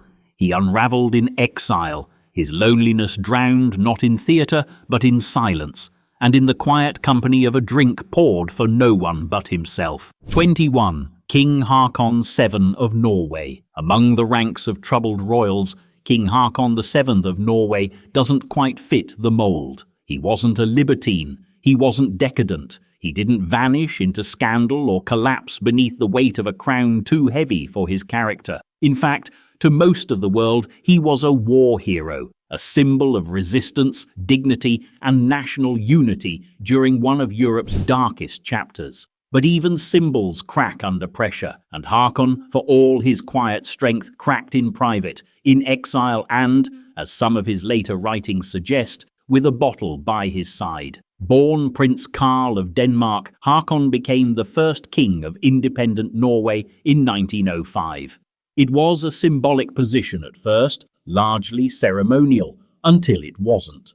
In 1940, as Nazi Germany invaded, Haakon was forced to flee. Refusing to surrender or become a puppet monarch, he escaped to Britain, where he spent the next 5 years as a king without a kingdom, leading the resistance in absentia. To the public, he was stoic, delivering radio addresses full of strength and calm, wearing his military uniform with a somber kind of gravity. Norwegian citizens hung his photograph in their homes like an icon. He was not just their monarch, he was their stand-in for home. But exile is rarely noble in practice. It is lonely, repetitive, and corrosive. For Haakon, it meant long nights in a borrowed palace, endless meetings with diplomats, writing letters that couldn't change the war, and receiving dispatches of suffering from a homeland he couldn't help. His wartime diaries, though formal in tone, begin to show hints of emotional wear, references to the weight of silence, to restless thoughts, and to sleepless nights that became routine. Those close to him noted that during the London years, Haakon drank more than before, mostly alone, mostly quietly. Whiskey, brandy, occasionally aquavit sent from sympathizers. Not drunkenness exactly, not celebration, but a slow, steady reliance, a habit not of indulgence, but of endurance. It wasn't talked about. The royal family didn't address it. Biographers often step around it politely, calling it a private coping mechanism. But servants and aides left memoirs that mention his late-night pacing, his long silences at breakfast, and the familiar clink of a decanter being put away before the morning briefing. After the war, Håkon returned to Norway to a hero's welcome. But something in him had shifted. He was more reserved, more solemn, less eager to take the stage. He served as king until his death in 1957, always dignified, always steady, but privately haunted by years spent away from his people, from his land, and perhaps from his own sense of purpose. His story is a reminder that not all addictions announce themselves with scandal or ruin. Some are quiet, measured, hidden in plain sight, not because the person has something to hide, but because they're too dignified to ask for help. And while Håkon drank to carry the weight of a fractured kingdom, the next royal's drinking came not from war, but from power unchecked and a temper soaked in fortified wine that sometimes made kings act like tyrants. 22. King Sigismund III of Poland. In portraits, he appears every inch the Catholic monarch, draped in furs and jewels, holding a scepter with the solemn stare of someone posing for eternity. King Sigismund III, Vasa, ruler of the Polish-Lithuanian Commonwealth and briefly of Sweden, saw himself not just as a king, but as God's appointed vessel on earth. His court was steeped in ritual, grandeur, incense and war. But behind the pious exterior and the stiff brocade was a man increasingly known for his mood swings, outbursts, and an escalating habit of drinking that left even his closest advisors wondering who or what was really making decisions. Born into the royal Vasa family of Sweden, Sigismund inherited 2 crowns and eventually lost one, clinging desperately to the other. His reign over Poland, which began in 1587, was marked by religious conflict, military campaigns, and frequent political instability. He was determined to centralize power and strengthen Catholic influence, an ambition that made him popular with Rome and deeply unpopular with everyone else. As pressures mounted, so did the drinking. Contemporary records paint a picture of a monarch who never quite found the balance between ceremony and reality. Sigismund's official documents were impeccable, devout, deliberate, and full of idealism. But eyewitness accounts from court officials, foreign envoys, and even members of his own Sejm parliament tell a different story. Behind closed doors, the king could be erratic, emotionally volatile, and, on more than one occasion, visibly inebriated during state functions. Wine was his drink of choice, rich, fortified, and constantly flowing. Cellar records from Wawel Castle show an extraordinary amount of imported barrels, not for the court, but for the king's personal consumption. It wasn't unheard of for him to begin diplomatic meetings with a glass already in hand, or to dismiss Parliament early after an especially exhausting communion with the bottle. The Polish court, already splintered by factionalism, learned to navigate his moods like weather patterns. One moment he was philosophical and generous, the next accusatory, paranoid, or withdrawn. His temper was legendary. On multiple occasions, his decisions during wartime councils were questioned, not just for their aggression, but for the timing. Some of his most disastrous military orders, according to military historians, were made following days of feasting and heavy drinking, and yet his image remained oddly intact. Perhaps it was the robes, or the Latin prayers, or the sheer inertia of monarchy, but Sigismund was rarely publicly criticized for his drinking. Those who did speak out often did so in code, noting ill humors, distracted attention, or unsteady behavior in official reports. He ruled until 1632, dying not in disgrace but in declining relevance, his vision of a centralized Catholic empire having slowly crumbled under the weight of internal resistance, external enemies, and decisions made through a lens of cloudy red. And if Sigismund drank to command a divine vision no one else believed in, the next king would drink not for heaven or glory, but simply because he had nowhere left to go.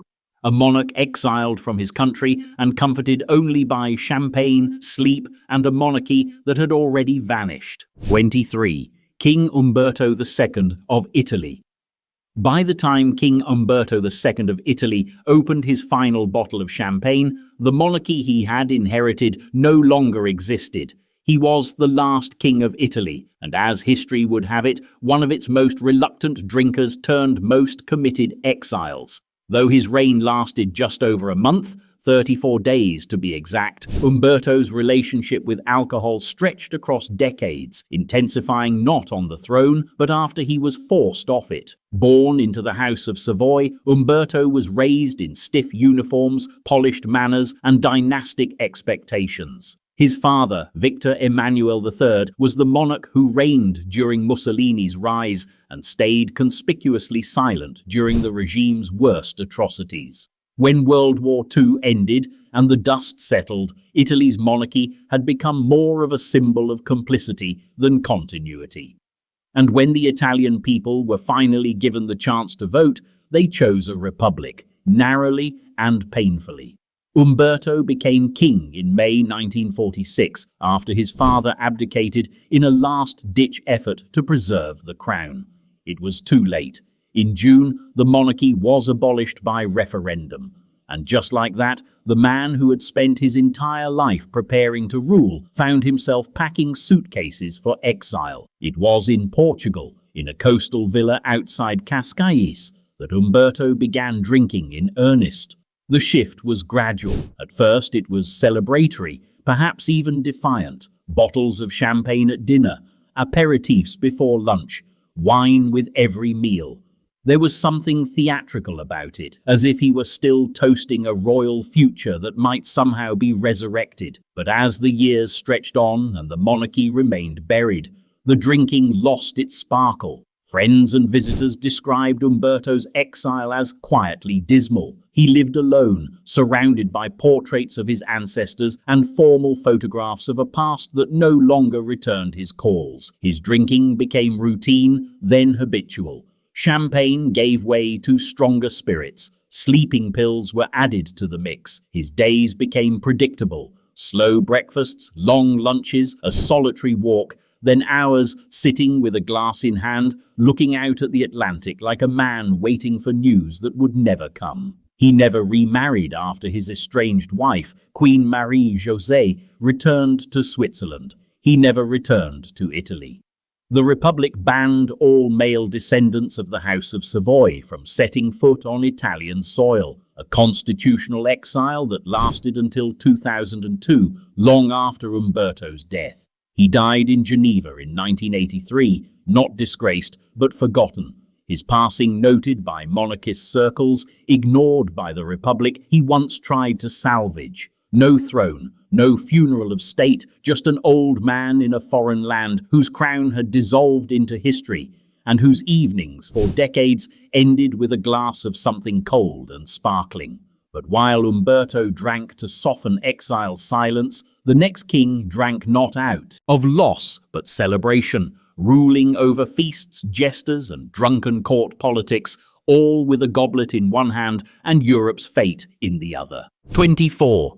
King James I of England. If history had subtitles, James I might be remembered as the scholar king who rarely put down his cup. He united the crowns of England and Scotland, commissioned the King James Bible, survived multiple assassination plots, and gave surprisingly long-winded speeches for someone so often drunk. But make no mistake, beneath the royal robes and theological essays, James was a man deeply committed to the civilizing power of drink, and not always in moderation. He came to the English throne in 1603 with high expectations and higher anxieties. As the first monarch of both England and Scotland, James viewed himself as a living symbol of divine order, a unifying figure sent to bring peace after decades of Tudor drama. Unfortunately, what he also brought was a well-established Scottish drinking habit, one that only flourished under England's warmer weather and richer cellars. Foreign ambassadors were the first to notice. Reports sent back to the courts of Europe routinely mentioned the king's fondness for wine, not as a passing indulgence, but as a fixed part of his routine. He swallows strong liquors like medicine, one wrote, noting James's tendency to begin diplomatic meetings already glassy-eyed and slurring. His speech, often long and rambling at the best of times, earned the nickname the Royal Swim, not for its clarity, but for its tendency to drift in and out of coherence. To his court, this wasn't exactly shocking. The Jacobean age was soaked in ale, mead, sack, and spiced wine. What raised eyebrows wasn't that James drank, but how early and how often. Court jesters joked that one could track the monarch's mood by the number of bottles removed from his chamber. Mornings were started with ale, evenings were prolonged with fortified wine, and long state dinners often ended with the king so flushed that courtiers learned to interpret policy by which foot he leaned on. Then there were the cordials. Like many monarchs of the period, James suffered from ailments both real and imagined. His physicians prescribed a rotating menu of opiate-laced tonics, herbal elixirs, and distilled liquors, all under the polite heading of constitutional support. These drinks, though medicinal in theory, were powerful in practice, combining alcohol, poppy extracts, and a generous pinch of early modern pseudoscience. It's difficult to say whether James was aware of how chemically altered his reality became. It's even more difficult to say whether he cared. Despite his consumption, James was surprisingly productive. He wrote essays on monarchy, witchcraft, and divine right. He hosted learned men, kept a vast library, and tried to turn governance into theology. But as his reign continued, his decision-making grew more erratic, his judgment cloudier, and his dependence on drink more entrenched. By the end of his life, James had become a contradictory figure, learned and incoherent, devout and dependent, celebrated and mocked, a monarch whose vision of order was slowly blurred by wine, tinctures, and his own restless tongue.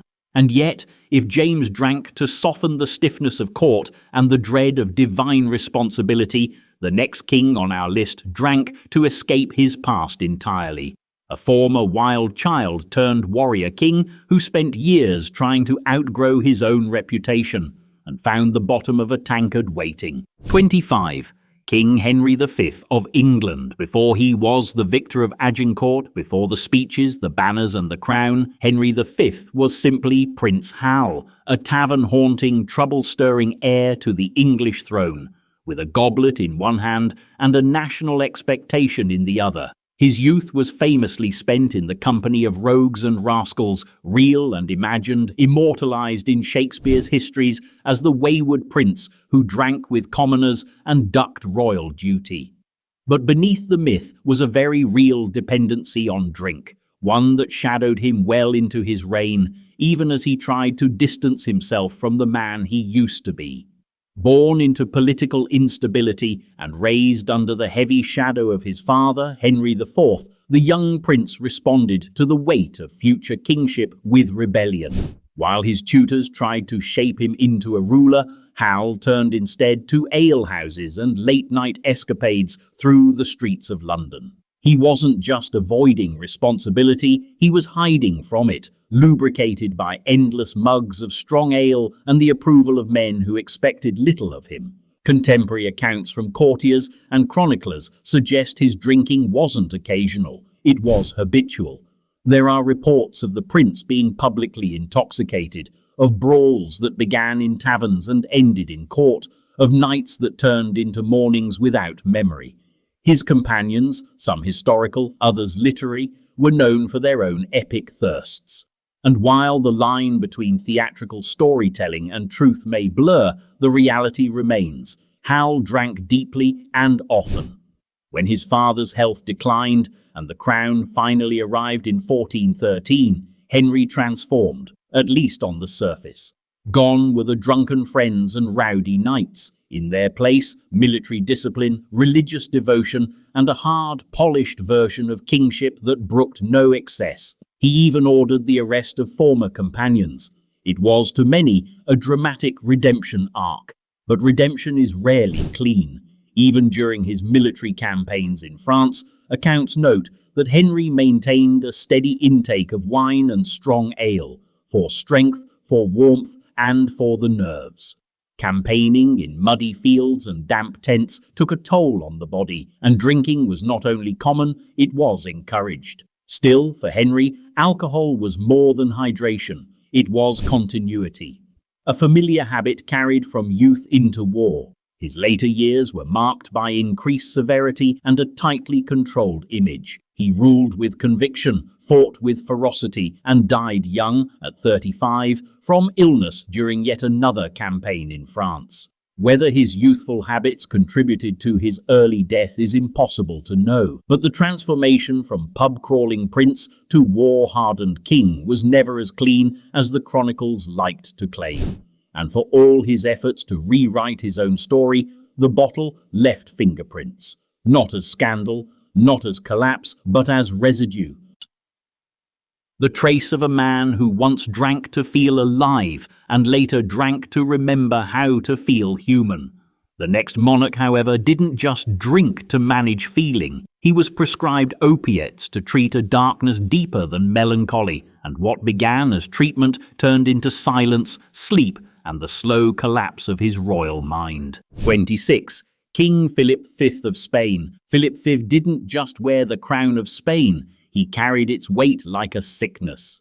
Born a French Bourbon and placed on the Spanish throne by diplomatic design, Philip ruled an empire he neither chose nor particularly understood. His reign began in the smouldering aftermath of the War of the Spanish Succession and ended, twice, under clouds of confusion, withdrawal, and deep psychological instability. What held him together, barely, was a steady drip of laudanum, sleeping draughts, and the medieval hope that God would one day explain all of it. Philip's reign was a paradox. On paper, he ruled for more than 4 decades. In practice, he ruled in fragments, periods of intense involvement, followed by long stretches of detachment, depression, and mental collapse. From early on, those around him noted his strange silences, sudden tears, obsessive religious behavior, and crippling fatigue. His moods would swing from ecstatic devotion to deadened stupor. And as always in royal circles, when behavior could not be managed, it was medicated. Court physicians prescribed laudanum liberally. Tinctured opium was the 18th century cure for everything from melancholy to indigestion, and Philip became a routine user. For sleep, they offered sleeping powders, concoctions made with narcotics, alcohol, and crushed herbs meant to soften the brain and invite forgetfulness. Over time, the drugs became less about treatment and more about maintenance. They dulled the king's panic. They allowed him to function barely, but side effects soon replaced symptoms. Letters from his ministers speak of royal audiences conducted with glazed eyes, instructions repeated 3 or 4 times before registering. Philip began forgetting names, confusing years, and withdrawing from council matters.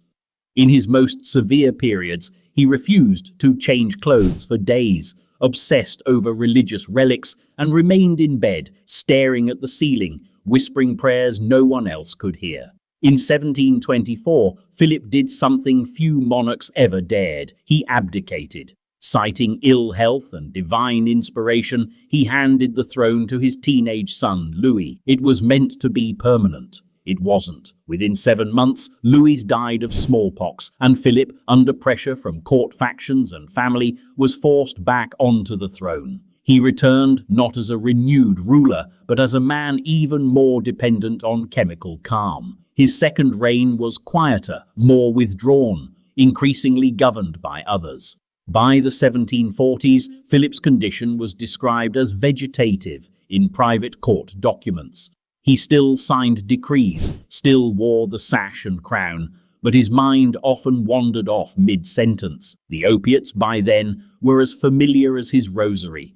They numbed the terror of his thoughts, slowed the racing repetitions, and turned a once ambitious monarch into a barely present sovereign.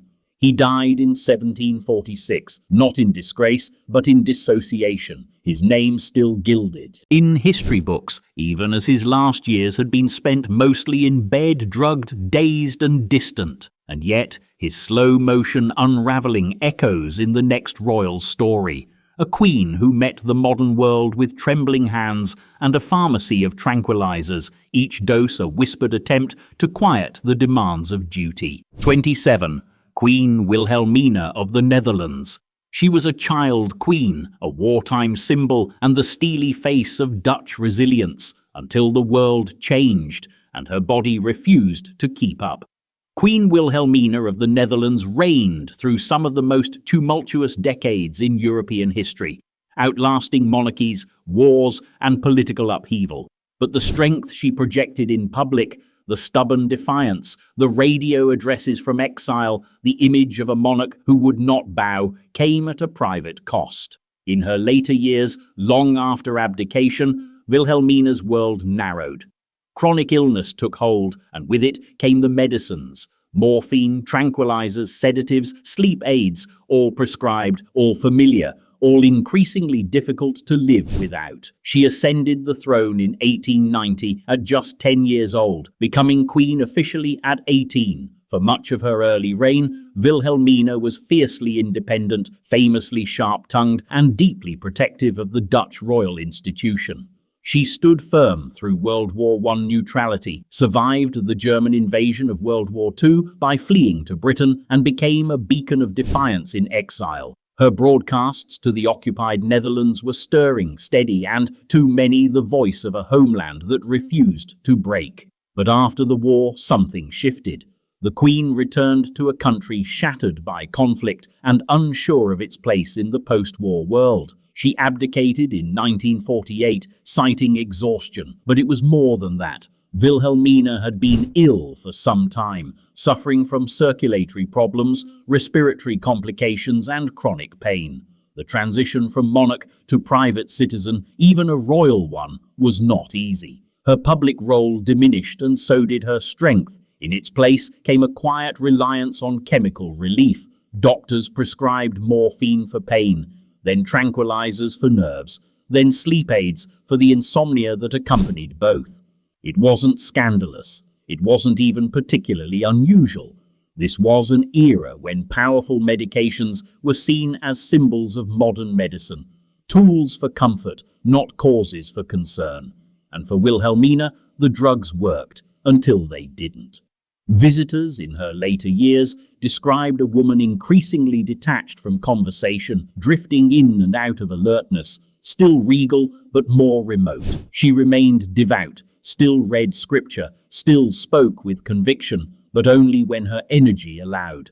The rest of the time was filled with silence, stillness, and a pharmacist's rotation of relief. She died in 1962, quietly, without fanfare. No state crisis, no abdication scandal, just a former queen who had carried a nation through fire and who spent her final decade trying to ease the weight of all that came after. Her story doesn't end in disgrace, but in stillness, a slow fading, not from history, but from herself. And the next monarch didn't have time to fade. Paranoia, instability, and the crackling pressure of Balkan politics drove him into the arms of his own vices, where alcohol became both shield and poison, until fate intervened in the most final way. 28. King Alexander V of Yugoslavia. There are monarchs who are born into legend, and there are monarchs who are born into the aftermath of someone else's mistakes. King Alexander I of Yugoslavia belonged firmly to the latter.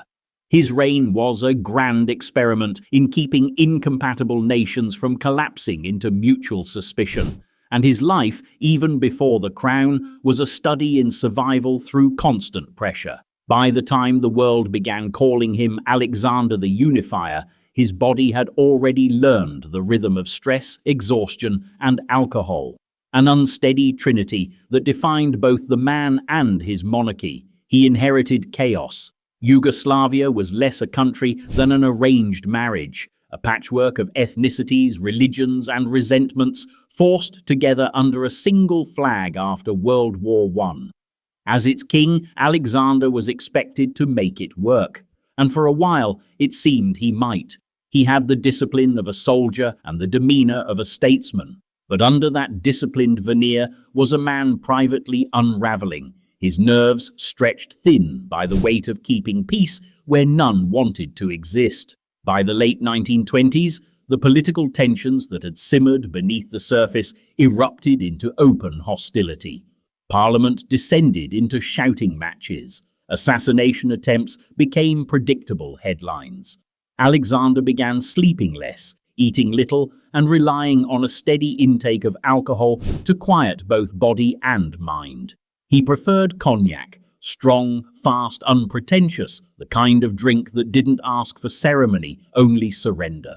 Courtiers and aides recorded his habit of pouring himself a glass before meetings, another during, and one more afterward to steady the hands. He was no public drunk. On the contrary, Alexander remained composed, articulate, and even charming in official settings. His tolerance was legendary, so more accurately tragic. He could hold an entire state dinner's worth of liquor without stumbling, without slurring, without betraying anything beyond the faintly tired eyes of a man who had forgotten what sobriety felt like. Diplomats admired his stamina, his doctors quietly worried, but what truly eroded him was not the alcohol itself, but what it represented, the slow-burning anxiety that never left his side. The king's correspondence from the early 1930s reads like a man talking to ghosts. He writes of sleepless nights, of constant pressure, of feeling pursued by my own people's mistrust. His wife, Queen Maria, noted that he often stayed awake past dawn, pacing, rereading reports, and muttering to himself in frustration. He drinks too much, she wrote once in a letter never meant for public eyes, but the silence of his position is louder than any warning I can give. In 1929, he made a desperate gamble. Dissolving Parliament, he declared himself dictator in the name of unity, the January 6th dictatorship, as it came to be known. For the first few months, it worked. The violence receded. The state for once obeyed, but at what cost? The king's health deteriorated rapidly. He suffered migraines, tremors, and what his physicians politely called episodes of exhaustion. Their solution, as always in that era, was a cocktail of sedatives and sleeping pills, occasionally layered with morphine for nerves. It only deepened his dependency. He took the edge off with brandy and ended the day with medication that blurred thought into silence. By 1934, Alexander was a man frayed to the core, too tired to sleep, too wary to rest, too disciplined to fall apart in public. His aides described him as haunted, driven, drinking more frequently. When he left for Marseille that October on an official visit to France, he carried with him a small travel case of brandy and pills. For comfort, one attendant later recalled. He never came back. The king's assassination in Marseille shocked Europe, but in a dark way, it ended what might have been an even slower, quieter undoing. His dependence had already taken its toll. His mind was dulled, his heart strained, his spirit threadbare. The man who had spent his life forcing a fractured nation to stay together was already fragmenting inside himself. In death, Alexander became myth, the martyr king who died for unity. In life, he had been something lonelier, a man who drank not for pleasure, but for survival, holding a kingdom together one glass at a time. And from his fall, we turn back to an empire where indulgence was almost theology, where emperors saw pleasure as power, and one of them in particular blurred the line between intoxication and insanity, until Rome itself began to shake. 29. Emperor Nero of Rome.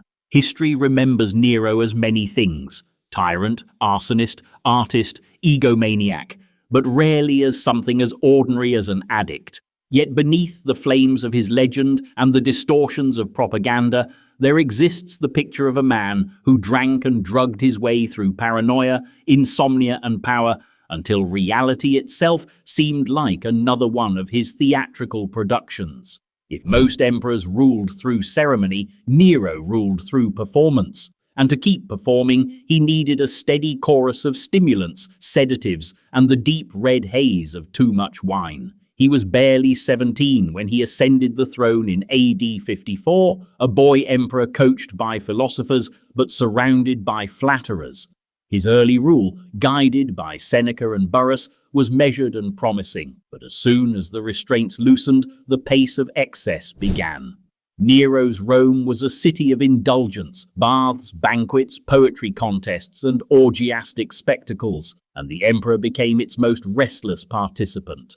Every feast was an audition, every toast a rehearsal. The ancient chroniclers were not subtle in their descriptions. Tacitus, Suetonius, and Cassius Dio all write of Nero's endless banquets and his preference for heavy, spiced wines mixed with poppy infusions, known in some circles as vino papaveratum, a hallucinogenic brew that blurred vision and quieted nerves. It was a fashionable addiction among the Roman elite, a drink that softened the edges of guilt and made every fantasy seem plausible. For Nero, it offered something more essential, a way to drown the constant static of insecurity. Even as emperor, Nero never escaped the fear of disapproval. He wanted to be loved as an artist, not just obeyed as a ruler. He sang, he composed, he performed before terrified audiences who dared not applaud too little. And with each performance, his craving for escape grew. Wine became his armor against failure, opium-laced potions his shield against insomnia. Physicians, terrified of contradicting him, prescribed sleep draughts that would have felled an ordinary man. Nero built up a tolerance. He would drink through the effects, demanding stronger doses and longer nights. Rome noticed. Senators whispered of his divine drunkenness. Courtiers began to time their flattery to the clink of his cup. The emptier the goblet, the more generous the praise. But addiction, like empire, is difficult to control. The emperor's moods became unpredictable. He oscillated between manic energy and violent despair, alternately hosting midnight races through the city streets and locking himself in his chambers for days. The intoxicants fed his paranoia. He saw conspiracies everywhere. In the Senate, in his own family, even among his servants. He ordered executions at the slightest hint of betrayal, only to regret them hours later in tearful, drugged remorse. He turned to priests and astrologers for reassurance, who in turn offered potions and rituals meant to purify the humors. Most were mixtures of wine and narcotics. Each promised clarity, none delivered it. By the mid-60s, Nero's dependence had become a state matter. The treasury drained under the weight of his spectacles, his late-night gifts, and his growing entourage of enablers. His physical condition deteriorated, swollen, sleepless, his once boyish charm replaced by a puffy, feverish intensity. He drank more to quiet the headaches and the tremors, and then more still to forget why he started. The Great Fire of Rome in 64 AD, whether or not he truly caused it, marked the point of no return. The emperor, who fancied himself divine, now roamed the ruins of his city, half-drunk, composing elegies for marble and ash. When rebellion finally came, Nero found himself abandoned, trembling, and, for the first time, sober enough to understand what he had become. His reign ended not in glory, but in hallucination, a man undone by power, isolation, and the narcotic haze he once mistook for inspiration. Nero wanted to feel infinite. What he achieved was oblivion. And from the ruins of Rome, the story moves north to a colder, quieter kingdom, where another king sought relief not in pageantry but in pills, marching across battlefields under the influence of painkillers that turned courage into confusion. 30. King Charles XII of Sweden. They called him the Warrior King, the Lion of the North, and in darker corners of Europe, simply the Madman of the North. Charles XII of Sweden was not a man interested in court balls, coronations, or ceremony. He wore simple clothes, slept on the ground with his soldiers, and spent nearly his entire reign on horseback, waging one war after another in frozen fields and distant lands. He seemed built for war, physically tireless, tactically gifted, utterly fearless. But even iron cracks, and even warrior kings bleed. By his early 20s, Charles had already been wounded multiple times in battle, surviving bullets, sabers, and the bitter frost of endless campaigning. His body was a map of injuries, swelling joints, damaged nerves, deep tissue pain that never fully healed. For a while he endured it. But pain has its own politics, and by the time Charles reached his 30s, he had begun leaning heavily on what his physicians called soothing tonics. What they meant, of course, were opiates, and plenty of them. Sweden at the time had no shortage of medical ambition. Doctors traveling with the King's army were equipped with laudanum, tinctures of poppy and alcohol, camphor mixtures, and increasingly popular herbal sedatives. These remedies were administered liberally, especially to Charles, who often refused more traditional care in favor of being alert and marching. Ironically, the substances meant to keep him active eventually began slowing him down, just not in ways that showed on the surface. The King's legendary stoicism, the calm with which he faced artillery, the blank expression that rarely shifted even in crisis, may have been less temperament and more chemistry. His generals noted moments of eerie detachment. He would sit quietly for hours before a battle, eyes unfocused, saying little, then suddenly give orders in bursts of intensity.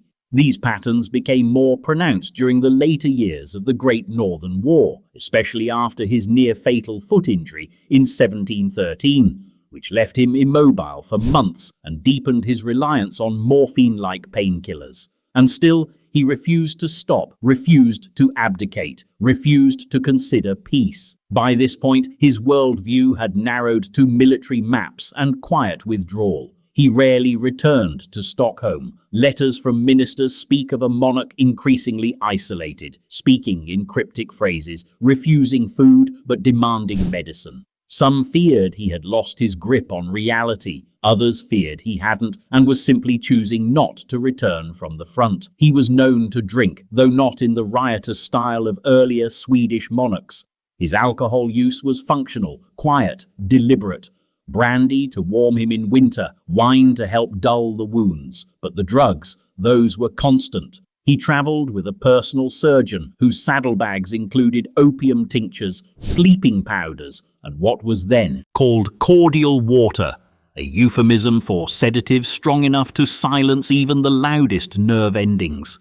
In 1718, while besieging the Norwegian fortress of Fredrikstad, Charles was struck by a bullet to the head and killed instantly.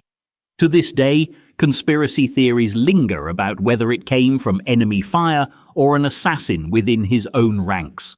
Regardless of the truth, what remained was a kingdom exhausted, a war without end, and a monarch whose body had long been numbed to the pain of both. Charles XII left no heirs, no treaties, no great monuments, just an empire in decline, an army too tired to march, and a legacy frozen in time.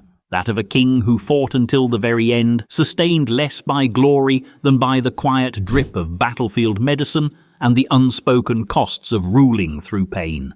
And with that final shot in the snow, our gallery of royal addiction comes to a close, a procession of crowns and chemicals, of rulers undone not only by history but by the substances they used to endure it.